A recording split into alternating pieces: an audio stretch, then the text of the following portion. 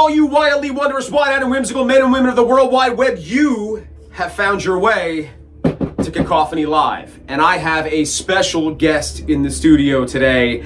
I am ridiculously humbled and proud to introduce Nigel Bennett. Nigel was from the Members, the Vibrators, a great solo career, and is launching the Vibrators V2 right now. How you doing, Nigel? Hi, good to be here. I'm doing just dandy, thank you. And it's nice. What a great place. Cool, man. I'm glad you like it. This is I was saying earlier, this is like my humble beginnings here. One day when I have a big production studio and a staff, we're going to laugh about my posters. But that might be different. It might not have the same vibe. May not have the same vibe. This is good. It's all about now, isn't it? Everything. Fair enough. So I had a chance to talk with you a little bit last month. Mm-hmm. Last month, I was at Marky Ramone's Holiday Blitzkrieg, and I'm a big Marky fan. I go see Marky every year that he comes around, and I have my daughter with me. Eva, correct. So for the folks watching, what happened was the Vibrators took the stage, and I was aghast. I was like, the Vibrators are here. How cool is that? And my little spot in the photo pit was right in front of Nigel. And I have my daughter with me. That's why I noticed you, because you had, and she was watching intently. And I must just remind you, we are the Vibrators V2. V2? Version 2. Yeah. So there you have it, because I don't want any stick from the old vibrators. Fair. So, Nigel, you, after the show was over, you hunted my Eva down, and you gave her a guitar pick. And at that point, I felt so ridiculously jealous. I'm like, this kid has no idea how cool this is. Like, right now, this is the coolest thing that's going to ever happen in her life. So I really appreciated that, and I'm really glad that you came by today. I mean, what a cool introduction to you and to this conversation was you just bestowing kindness upon my kid, and that is... I noticed her the whole way, because she was right by the stage, and when I first looked, I thought, wow, they're allowing kids here, because it doesn't happen often. Yeah. And I love kids. Kids are the future, and anyone that says they don't like children, you should be suspicious of. Kids are the future. And you know what they say? Be good to your kids, they choose your nursing home. Yes! Hear, hear. So, what I want to kind of start off with is a little bit about your history, man. So you started off with the Members, but you had a great story for me earlier that I want to just circle back to share with everyone. You had said to me that you auditioned for a couple of bands before landing with the Members. I want you to elaborate on that a little bit. Right. When I left school and did a few awful jobs that showed me what I didn't want to do for the rest of my life, the place to find bands was in a music paper called Melody Maker, and there were 3 other music papers, but Melody Maker had all the auditions listed, and I would get it as it hit the street earlier. There was one place, and because early birds catch the worm, and every audition that wanted a guitarist, I'd speak to them, and if they were interested, I'd go along. I had a moped, and I used to strap an SG on my back with those crocodile clips, and off I went. And the only reason I mentioned the Sex Pistols and Iron Maiden is that those two went on to be famous. And also a German woman called Nina Hagen, I remember. There are probably others. I don't remember them all because I did a lot of auditions. Yeah, those were the 2 notable ones you brought up, was Maiden and the Pistols. Yeah. What a dynamic difference between the 2 sounds, right? I told you I went for everything. I didn't know one band from another. I just went along. And if it was a fit, it was a fit. Yeah. And both of those 2 weren't. And I never got put off. It's not the 99 that say no. It's the one that says yes that counts. And I tell people that these days. Yeah. Any job someone's going for, you have to keep pushing. Yeah. And, So you said that the Members, technically is a punk band, but we don't like that branding, right? Because the Members not only had that garage feel to it, but it also kind of had like a bit of the Stones. You had blues rock. It sounded different than what we know as punk. I think that label's an unfair label. Like we were talking about earlier, like in the 70s, they kind of lumped a bunch of things together as punk that didn't sound like the same. Like Television doesn't sound like, the Members, right? Well, the thing about the Members, and I went along there, and it just gelled. The drummer was Adrian Lillywhite, who said, you know, I think you should meet my brother. I think you'll get on well. Little did he know that I met him and we became best friends now for well over 40 years. Steve Lillywhite. Yeah. But the members, all the bands, all their pictures were in decayed urban settings, and all of that. And the members, they had a song at the audition called Sound of the Suburbs, and I thought, how clever, so many people can relate to suburban life, not just inner city life. Yeah. And the thing about the members, that everyone was welcome at gigs. A lot of them, a lot of other bands, people felt obliged to wear the standard black leather jacket and all that, like a uniform. Yeah. And a safety pin through their nose and a tartan skirt or something. The members, everyone was welcome. You could come in what we call an anorak. I think you call it a padded nylon coat, or there was no dress code for the members.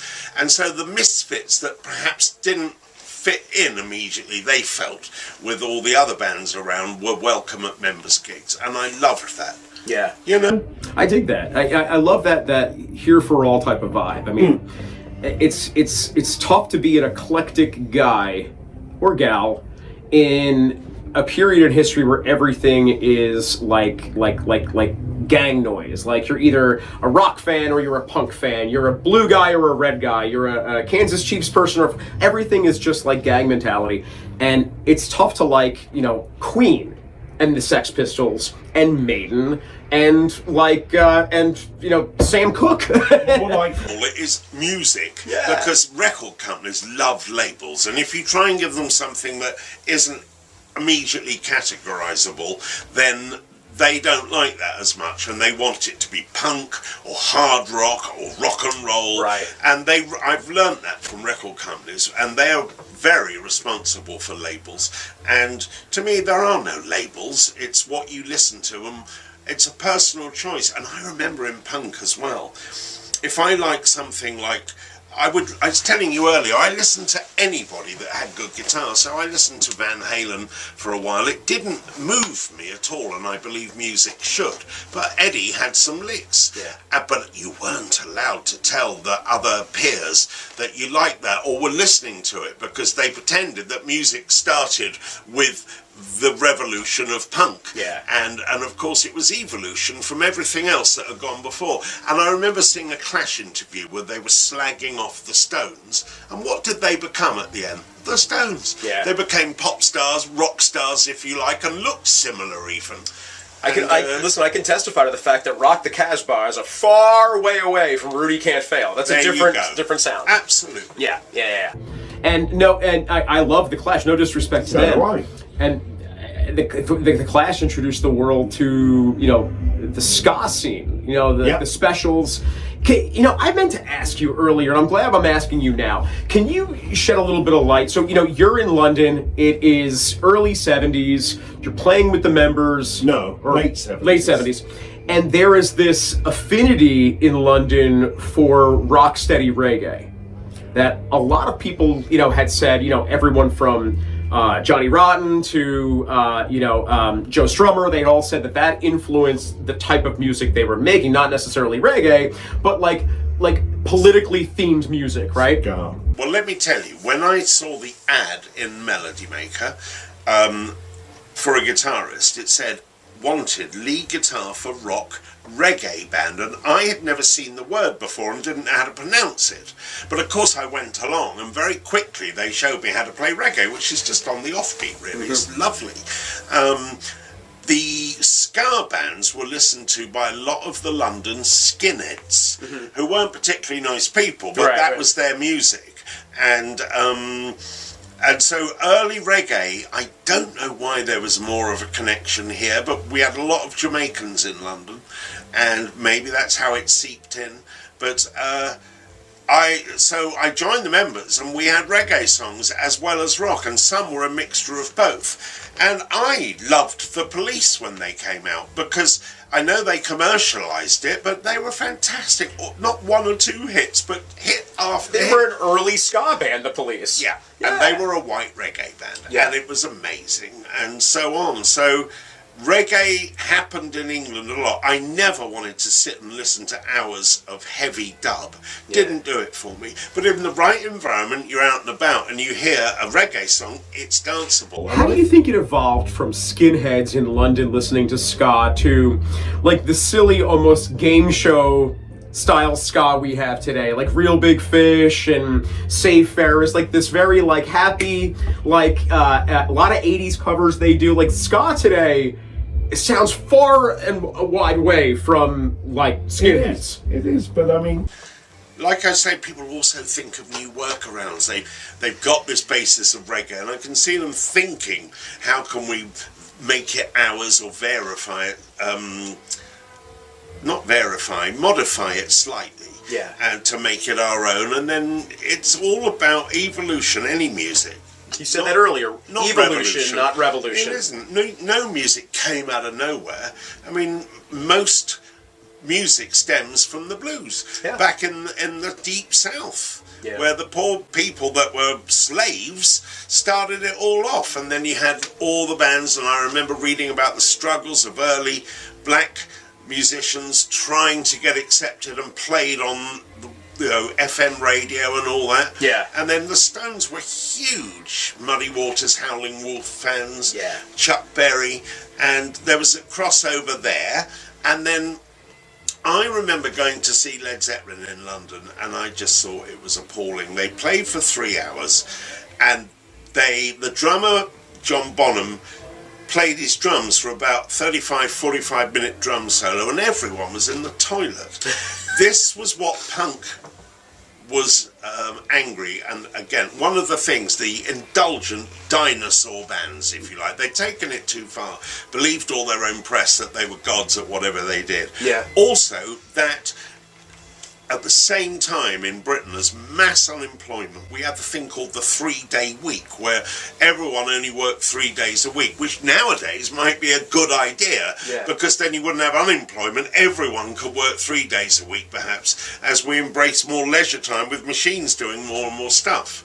But then the prospects, if you were young, for getting a job were zero, and it looked very bleak and depressing.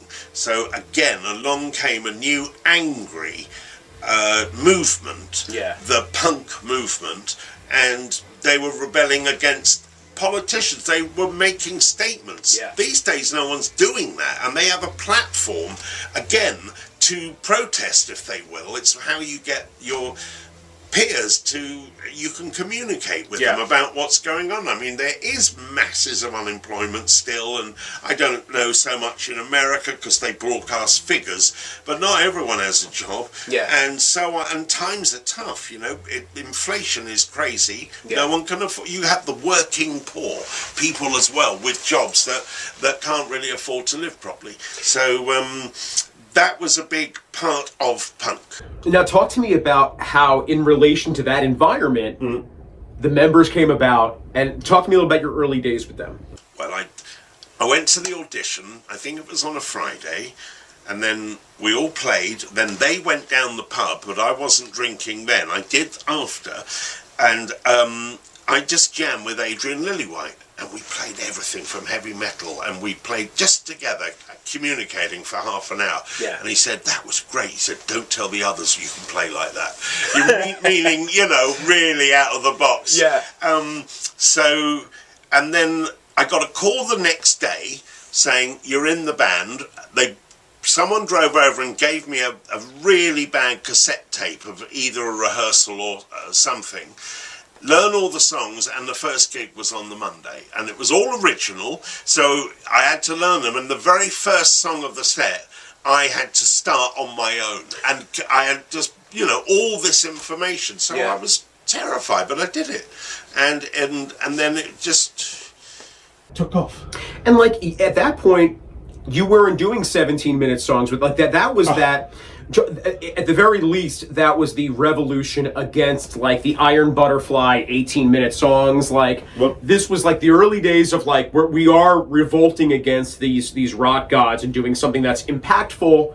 They taught me a great lesson. They were 2 or 3 minute songs, and as a lead guitarist, I got 4 or best 8 bars to do my very best, and that was such a good discipline. Rather than noodling on forever, I got 4 or 8 bars to do my best, and that's good to have that framework, and in a short space of time to play your best. And to this day I do that. I try, because all the songs I'm doing now mainly they're not guitar indulgent. I have to tell you, I watched you perform, as I said, in Ardmore Hall in December, and you not only sounded great and put together, like it didn't seem like there was a long amount of time from the time you were playing in front of a group of people until December. It seemed seamless, and it sounded fantastic. And it was definitely a different vibe. I mean, Marky comes out with his new guys. They all kind of look like Ramones, don't they? The guys he plays with? Yeah, they're Brazilian. Yeah. So they all have like their boss. Except the singer, who was, he was from the Basque region of Spain. I talked to him. Gotcha. So they all kind of look Ramone, I guess you could say. Very like Bowery, East Village, 1974. But, you opened that night out with really good rock. And I have a really great story that I want to share with you that I haven't talked to you about yet. I was picking up my press passes for the event. For Evie and I. And the guy behind me says, hey, I'm a friend of the Vibrators. I think there's tickets here for me. And I turned around and looked. And it was just a regular guy. I'm like, who's here to see V2? Who's here dressed in like not just like a kid. He was like a grown man, right? And when I turned around and I let him go ahead, he looked at me and said, I'm friends with Nigel. I can't wait to see him play. I've never seen him play. And I don't know who that was, but this guy was as excited to get in there as I was. And for good reason. Like, you tore the house down. At that moment, I didn't let that night go without trying to exchange information with you and your wife. I said, because this is such an awesome story. So I don't know who that friend is, but this guy was not a punker, it was not a metalhead, he was just a regular Joe, and he was bursting at the seams to see you play. And you did leave him tickets. He said, sir, there's actually a couple tickets here for you. So, it was pretty cool. That's interesting. I'll find out who, because I don't deal with any of that stuff. Yeah. Excited, though. Really excited. And you did an awesome set that night.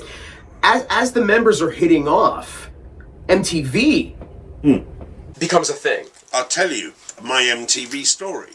At the very beginning of MTV,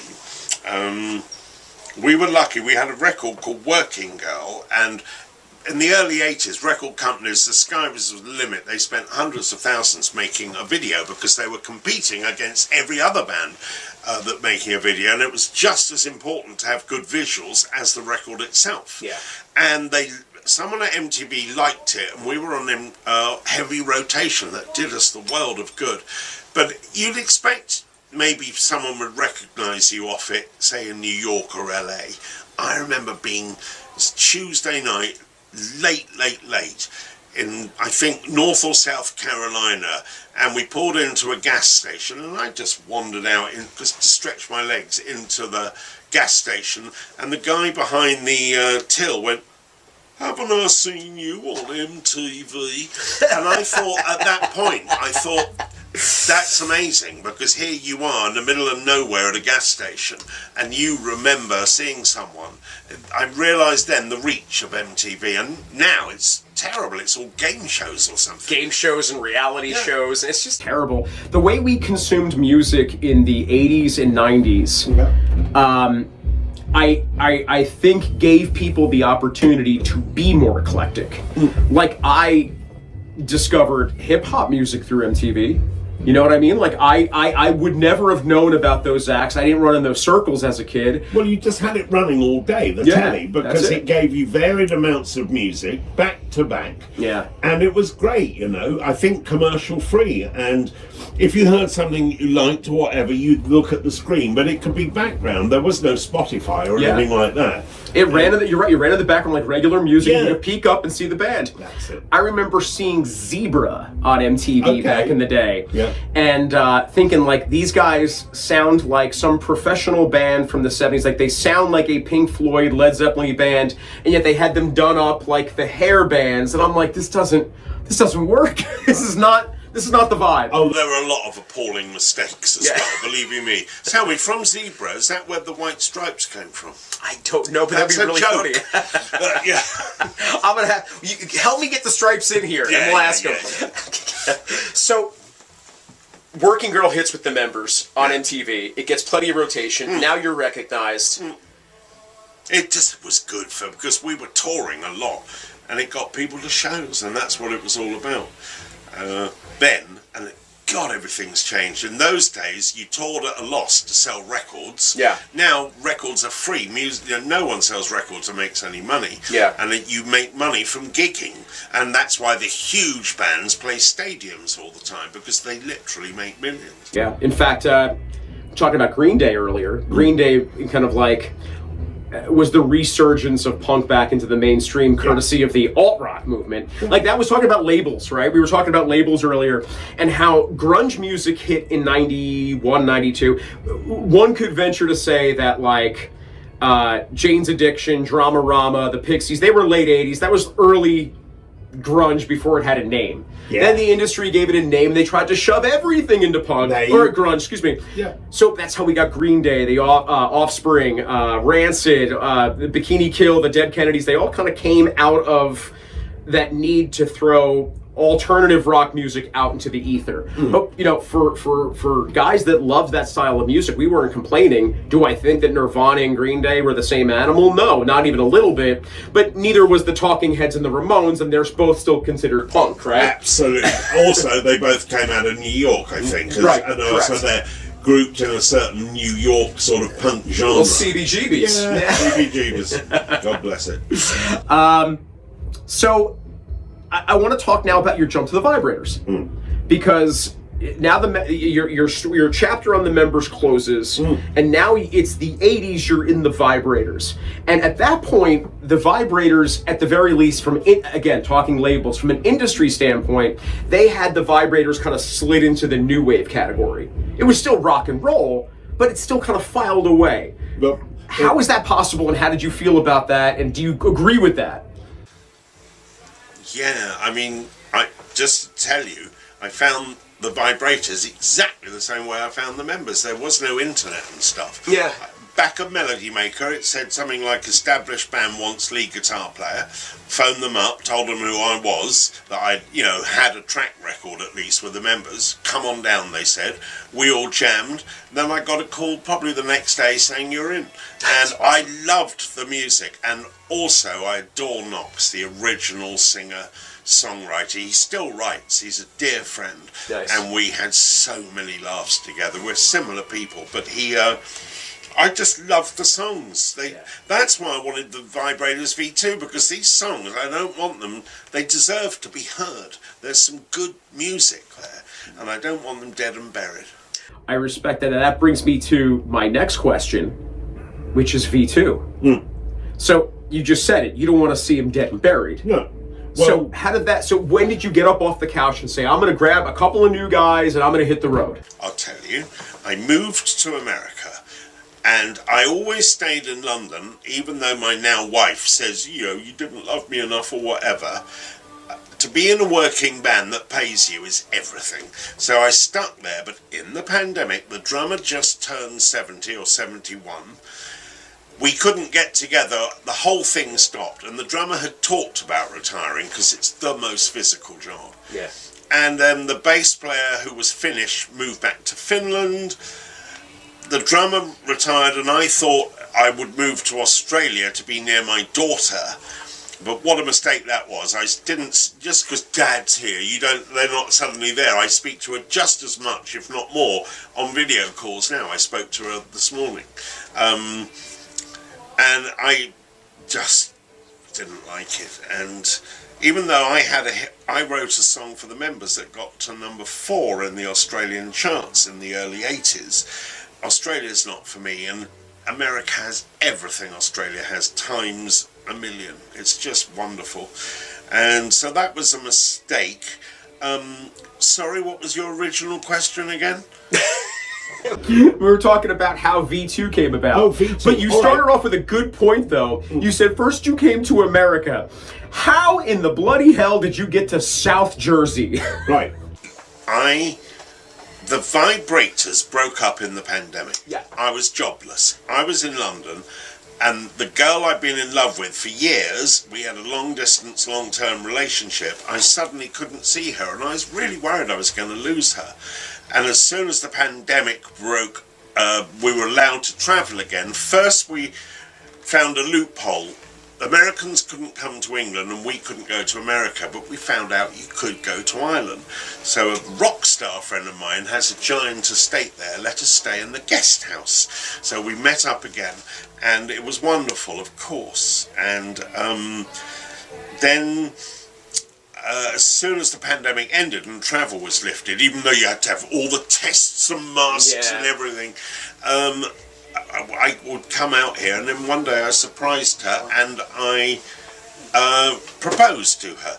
Now, because the Vibrators were no more, I asked the original members, two of them, Knox and Eddie the drummer, I told them what I'd like to do in America, and they said that they gave me written legal permission to call it the Vibrators V2. Right. Not the Vibrators, because the bass player, who was so uptight trying to give me stick publicly, which is, I don't understand that sort of thing, but Eddie or the others didn't want to get phone calls like, oh, are you gigging again, if I went out as the Vibrators. Yeah. So it's the Vibrators V2, and I do have to emphasize this with people so that they don't just put the Vibrators. It's not only is it version 2, but V2.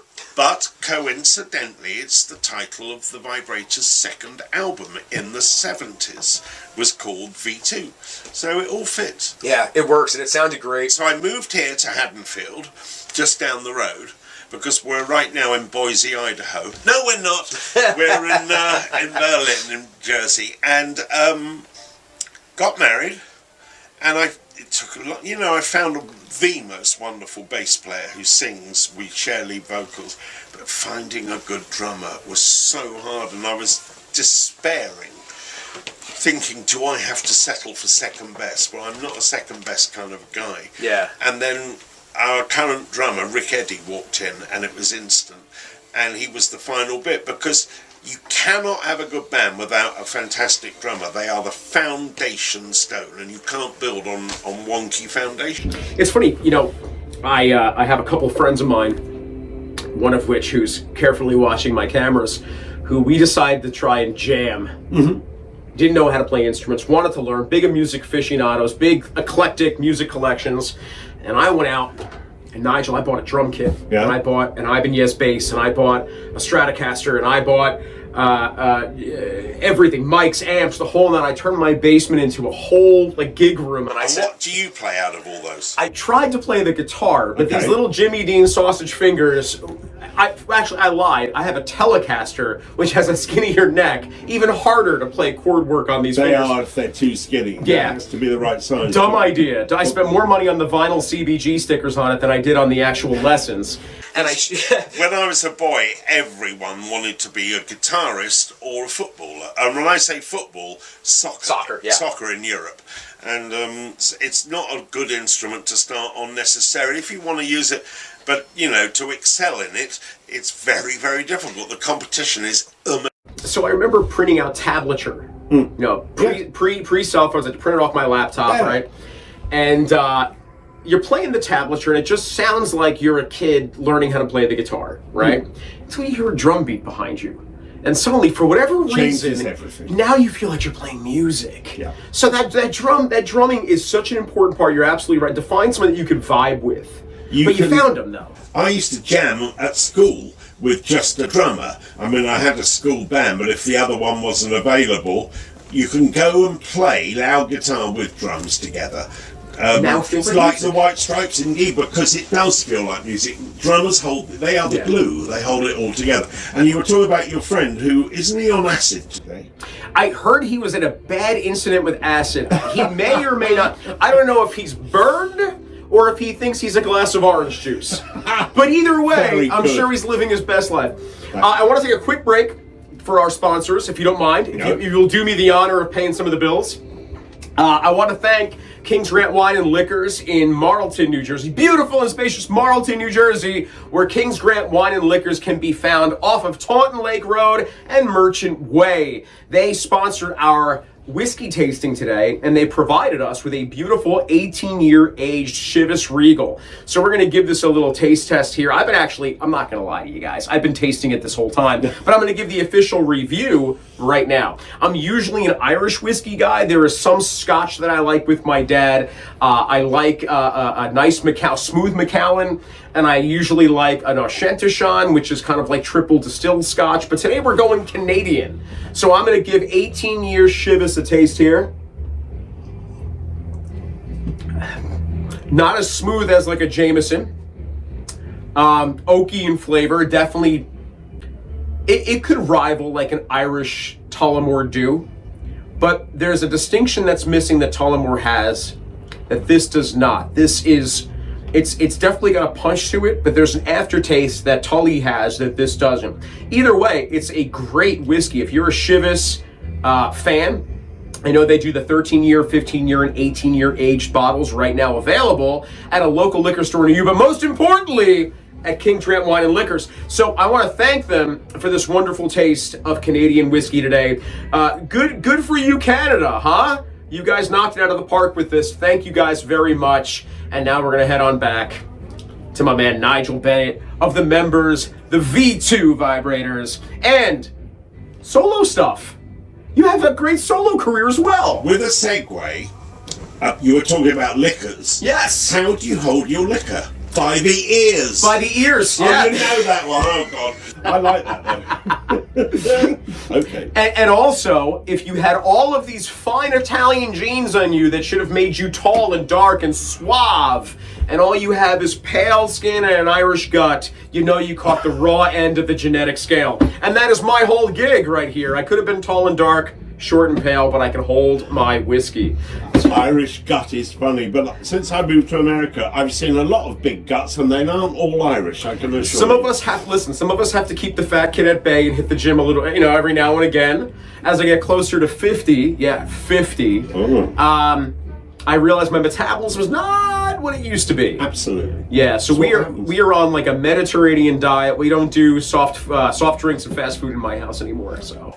I'm seeing a dietitian on Monday, and I want to learn what to start eating to be healthy. And Mediterranean diet is the way to go. Yeah. There's no doubt about it. But you mentioned solo career. I've made 2 solo albums. It's about time I did another.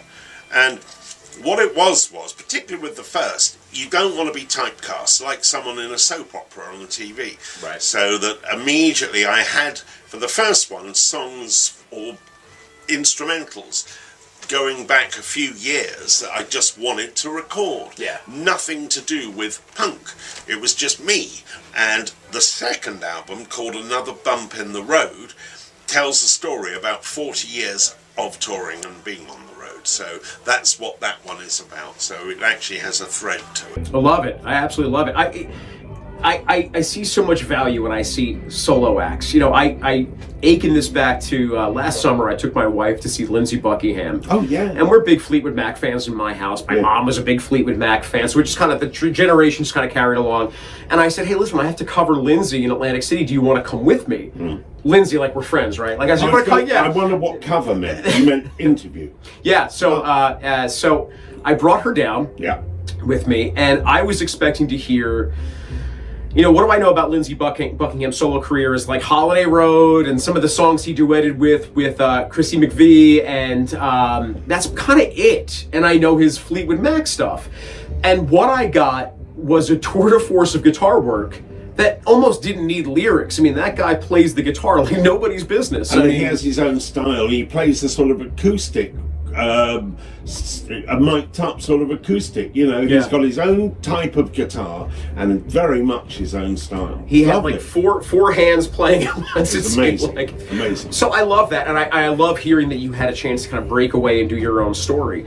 Let's talk about V2 today. Yeah. Because when I talked with you in Ardmore Hall, we talked about how This is a big year for you. Can you elaborate that a little bit for me? Well, it's our breakthrough year, but we're about to release our first single, and we're just doing a bit more work in the studio, and I can give you an exclusive that it is called Train to Conshohocken.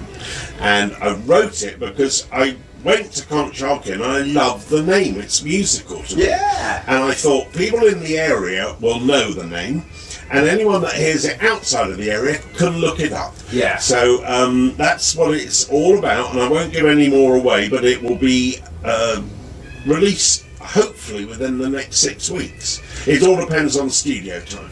So you guys hear that, right? You have a London rock legend moved here, brought his craft here, and his first new single with V2 in 2024 is Train to Conshohocken. Yep. If that doesn't make you Philly fans proud, I don't know what can. That being said, where can we see you next? We are playing in 6 days' time, actually, at the Milk Boy in Philly on February the 16th. Easy to remember, 2 days after Valentine's Day. And if you forget that and you have a female partner, God help you. So we're playing there next Friday. And then on March the 30th, we're doing a new thing. Steve Cooper, the comedian, it's called Laughs and Lyrics, and he's going to do some stand-up. I'm going to do some solo stuff. And then I think he's a sort of Q&A interviewing me as well. That's really cool. So you're going to get a chance to do some new V2 stuff, play some classic member stuff, and then do some solo stuff a little time after. So at Milk Boy, it sounds to me like you would like having someone do a write-up of the show and take awesome pictures. Is that right? Is that you, buddy? Can we make that happen? Can we cover V2? Of course you can. Oh my goodness. That'd be great. So we have that show coming up. We're going to get this up in an ample amount of time so we can promote that. Good. And then what's coming down the pike later? Are you guys going on tour? Are you guys going in the studio? Tell me what that's going to look like through 2024. Well, I want to do more recording and more writing, but this single will really be, it's a whole first release for the new band, and that will say a lot about where we've come from and where we're going. And I'd like to go on tour, but we need to have a good agent for that. And, you know, like so many things, it's the cart and the horse and so on. A good agent wants to see you gig, and you need gigs, you need an agent to get you. So the hardest time for any new project is the beginning, and we're tackling it a day at a time as it comes at us. Well, you are welcome here anytime to talk about what's going on. My mom always said, when I was a kid, she would say, hey, listen, say what you want about me, but if you're good to my children, I can't say anything back in return, right?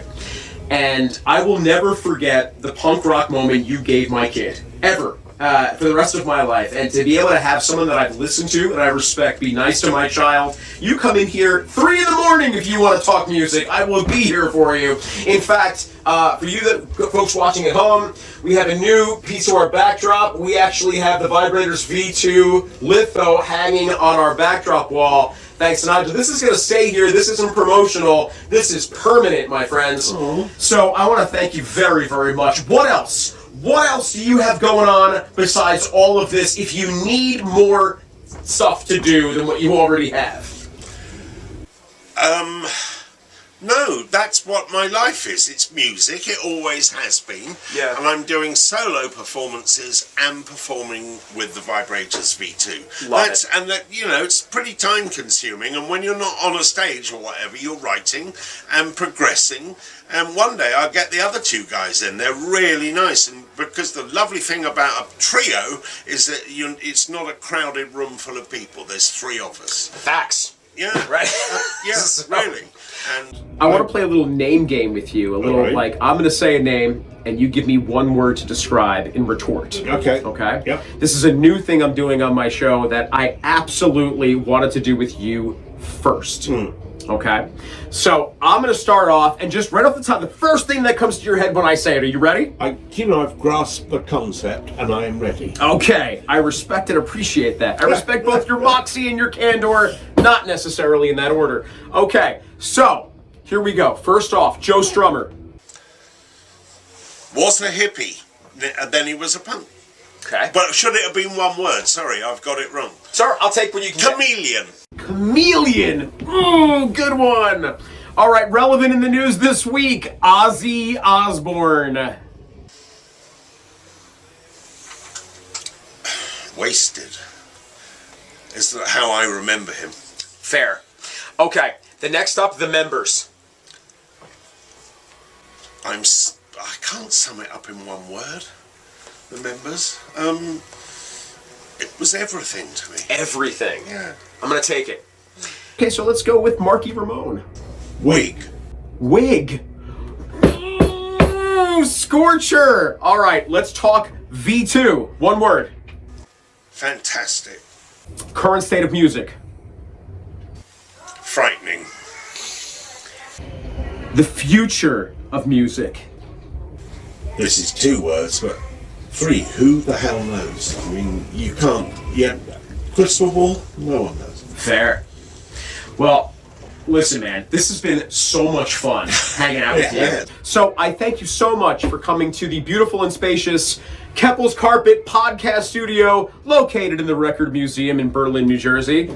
And please come back anytime, man. Please. I will, and it's been an absolute pleasure, Eric, to be here today. And I will tell Evie that you sent your regards. Without a doubt, please do. Will do, will do. Thank you so much, guys. You got it all here. You have Milk Boy, February 16th. Go see Vibrators V2. You have a solo show with Nigel Bennett and a comedy show by Steve Cooper.